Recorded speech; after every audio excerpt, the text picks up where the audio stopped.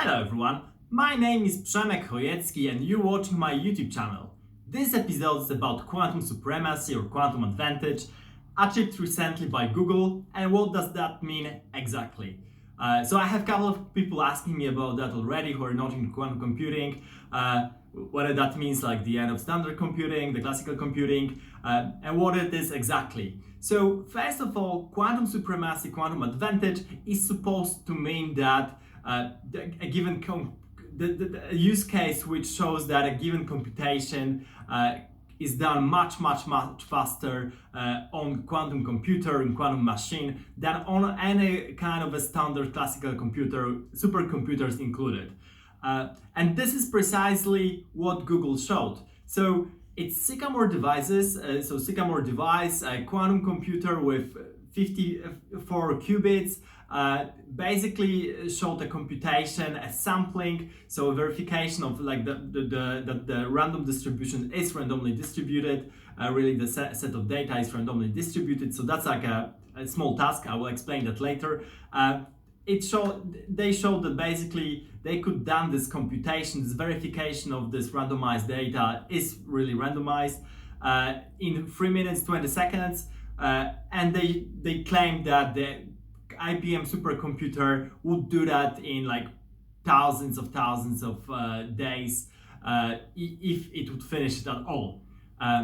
So the claim is that it's only a small task that is being done right now. So quantum supremacy doesn't mean that standard or classical computing is becoming obsolete. It only means that quantum computers are getting to the stage that they're becoming more useful. So is this case with Google something which could be used in a business setting? No, it's still far from that.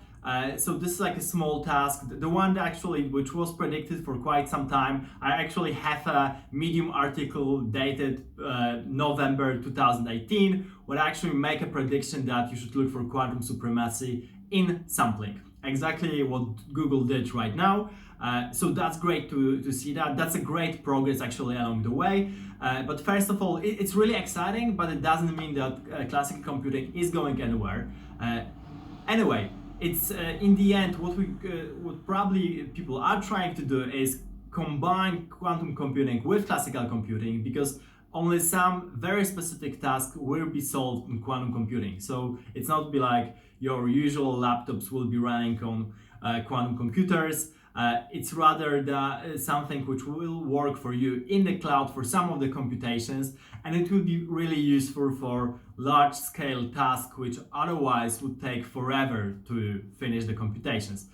So probably the first applications of that will be in either logistics, insurance, or finance. Also, pharma is a great industry for disruption by quantum computers, and already there are like big corporations doing experiments with that and collaborating either with Google, IBM, or Microsoft on this kind of tasks. Yeah, so it's really exciting. It's a great step forward, but it's only one of the very first steps that need to be taken, because we probably see a lot of more developments in upcoming years. So this task that was achieved by Google is still very technical. It's not something which can be showed easily what it is and why it's important to the public audience, to the general audience, but it's a really good step forward. So probably the next one will be showing something really practical, a practical use case of a quantum computer which, for example, solves a logistic problem, transportation problem, and this would really show great appeal to also the public general audience as a task. So yeah, thank you for watching this. Please subscribe to my channel and see you in the next episode. Thank you.